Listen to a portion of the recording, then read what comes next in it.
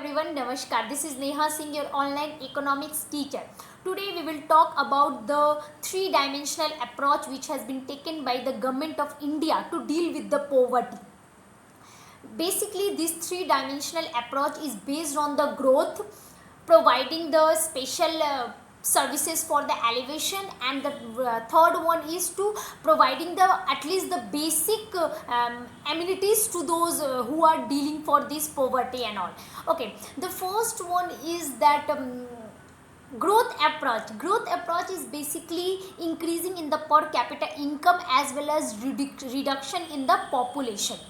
As you know that per capita income is determined by the total income divided by population. So government ने बहुत सारे plan adopt किए, लोगों को बताया कि we have to deal with the population.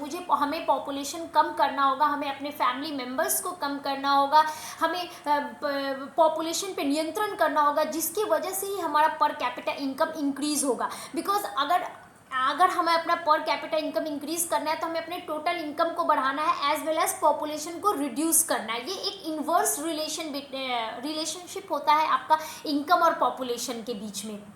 So basically end of the day government ने जो ये ग्रोथ ओरिएंटेड अप्रोच फाइनलाइज किया था वो एक तरह से फेल्यूअर ही है. Because population is not reducing any more.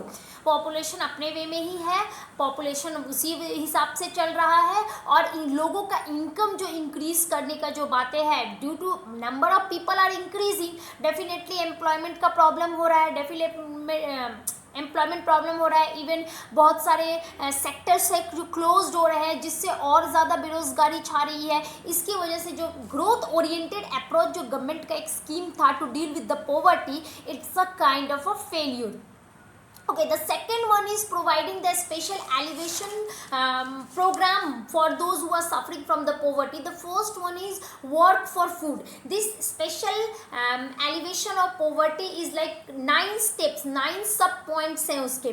We will discuss in today's video. And the third one is to providing the minimum food or shelter or wages or the minimum help to those poverty. It will be in my next video. I already discussed about the poverty types, causes, everything. The link I will definitely mention in my description box. Please go through. Okay, so today's video is the special appearance कि government ने ऐसे क्या क्या programmes किए जो poverty के साथ वो डील कर सके और पोवर्टी के ऊपर काम कर सके. फर्स्ट उनका प्रोग्राम था फूड फॉर वर्क और वर्क फॉर फूड. ये बेसिकली क्या प्रोग्राम था, इसको 1977 और 78 के बीच में लॉन्च किया गया था. इस प्रोग्राम का मेन अप्रोच था कि लोगों को जैसा कि आप जानते हैं कि इफ़ वी विल वर्क, अगर हम कहीं काम करते हैं तो इन रिटर्न हमें पैसे मिलते हैं. गवर्नमेंट ने डिसाइड किया कि हम पैसे ना दे के फूड ग्रेन्स देंगे. बिकॉज बहुत लोग क्या होता है, पैसों का मिसयूज़ करते हैं. जो लोग मतलब एडिक्टिव पीपल होते हैं वो लोग नशा पताई कर लेते हैं या फिर जुआ खेल लेते हैं. ऐसे गलत गंदी आदतों में जो लोग इन्वॉल्व रहते हैं वो लोग पैसों का मिसयूज़ करते हैं, जिससे उनकी फैमिली में गरीबी बनी रहती है. तो गवर्नमेंट ने डिसाइड किया कि we will do one thing, we will give the food grain को तो वो डेफिनेटली अपने घर लेके जाएंगे, अपने बच्चों अपने परिवार के साथ ही शेयर करेंगे. सो उनका ये अप्रोच था. इसी प्रोग्राम को 2001 में फिर से रिनोवेट करके थोड़ा सा रिकंस्ट्रक्शन करके national food for work programme के नाम से भी बनाया गया, जिसके बारे में मैं फ्यूचर में अभी थोड़ी देर बाद डिस्कस करूंगी. The second plan was rural employment generation programme. Rural employment generation programme का मतलब जो लोग बेरोजगार हैं, जो गाँव में रहते हैं, जिनके पास फैसिलिटीज़ नहीं है, जिनके पास एम्प्लॉयमेंट नहीं है, उनको एम्प्लॉयमेंट प्रोवाइड करना उनका गवर्नमेंट का मेन मकसद था. गवर्नमेंट उनको एम्प्लॉयमेंट दे रही थी. इवन उनकी काबिलियत के अकॉर्डिंगली एम्प्लॉयमेंट प्रोवाइड किया जा रहा था. यही इस प्रोग्राम का मेन मकसद था. The third one is prime minister रोजगार योजना. ये तो बहुत ही ज़्यादा पॉपुलर भी हुआ था, प्राइम मिनिस्टर रोजगार योजना, जिसके अंतर्गत हमारे प्राइम मिनिस्टर ऑफ इंडिया उन्होंने रोज़गार के ऊपर, एम्प्लॉयमेंट के ऊपर बहुत काम किया. और जो लोग एम्प्लॉयमेंट, जिनके पास अनएम्प्लॉयड है, जो लोग जिनके पास रोज़गार नहीं था, उनके ऊपर काम किया. उन्हें क्या करना था, वे अपने नाम और अपना पूरा काबिलियत, जितनी क्वालिफिकेशन है, जितनी एबिलिटीज़ है, जो भी एक्स्ट्रा कुछ जानते हैं, वो सारी उन्हें अपने एक्सचेंज में उन्हें मेंशन करना था, म्यूनसिपैलिटी में जाके मेंशन करना था. और वहाँ से उन्हें उनके काम के अकॉर्डिंगली अप्रोच किया जाता था और उन्हें बुलाकर उन्हें काम दिया जाता था. द नेक्स्ट वन इज स्वर्ण जयंती शहरी रोजगार योजना। ये पहला वाला जो प्राइम मिनिस्टर रोजगार योजना वो बेसिकली रूरल एरिया के लिए था। ये जो शहरी योजना था स्वर्ण जयंती शहरी रोजगार योजना, ये बेसिकली उन लोगों के लिए था जो पढ़े लिखे अर्बन एरियाज में रहते हैं, सिटी टाउन्स में रहते हैं, बट उनके पास जॉब नहीं है। उन लोगों को जॉब देने का गवर्नमेंट का ये अप्रोच था और गवर्नमेंट ने उन्हें जॉब प्रोवाइड किया। द नेक्स्ट वन इज स्वर्ण जयंती ग्राम स्वराज योजना। ये एक तरह से बेसिकली था कि संपूर्ण डेवलपमेंट मीन्स टोटल डेवलपमेंट, जैसे सड़कों का डेवलपमेंट, घरों का डेवलपमेंट, लोगों के पास काम नहीं है उस काम का डेवलपमेंट, इरिगेशन फैसिलिटीज़, बहुत सारी चीज़ें होती हैं। जब आप गांव में जाएंगे जहाँ पे देखेंगे वहाँ पे बहुत सारी प्रॉब्लम्स होते हैं, सड़कें अच्छे नहीं रहते हैं, स्कूल्स की फैसिलिटीज़ नहीं रहती है, मेडिकल फैसिलिटीज़ नहीं रहते हैं, लोगों के घर कच्चे रहते हैं, पानी आने पे पानी घर में ही आता है बारिश के टाइम में, फिर बहुत सारी तो संपूर्ण रोजगार योजना जो गवर्नमेंट का था बेसिकली वो उसी चीज़ को मद्देनजर रखते हुए गवर्नमेंट ने इसे पास किया था। जो हमारा नेक्स्ट था वो बेसिकली है नेशनल रूरल लाइवलीहुड मिशन। ये बेसिकली गवर्नमेंट ने जब स्टार्ट किया था तो वो 150 डिस्ट्रिक्ट के साथ स्टार्ट किया था और उन्होंने धीरे धीरे उन्होंने कहा था ये इन द ईयर ऑफ 2013 में ये स्टार्ट हुआ था और उनका मेन मकसद था कि हम अभी 150 डिस्ट्रिक्ट 150 जिलों से स्टार्ट कर रहे हैं और धीरे धीरे पूरे इंडिया को इसके अंदर में हम लोग ले लेंगे और एंड ऑफ द डे जब मतलब एंड तो नहीं बोलेंगे लेकिन बहुत ज़्यादा 90 लाख लोग इसके मतलब 90 लाख से भी ज़्यादा लोग इसके मतलब इस योजना से उन्हें लाभ मिला और उन्होंने उसका फ़ायदा उठाया। फिर हमारा national food for work programme, ये जो मैंने अपना बिगनिंग में बोला था फूड फॉर वर्क और वर्क फॉर फूड, उसी का मतलब क्या बोले एक रिनोवेटेड और फिर से रिकंस्ट्रक्टेड पार्ट था जिसमें गवर्नमेंट लोगों को फूड ग्रेन प्रोवाइड करती थी, लोगों को खाने के सामान देती थी, इन रिटर्न्स उनसे उनके काम लेती थी, जो भी उनके काम रहते थे जैसे सड़कें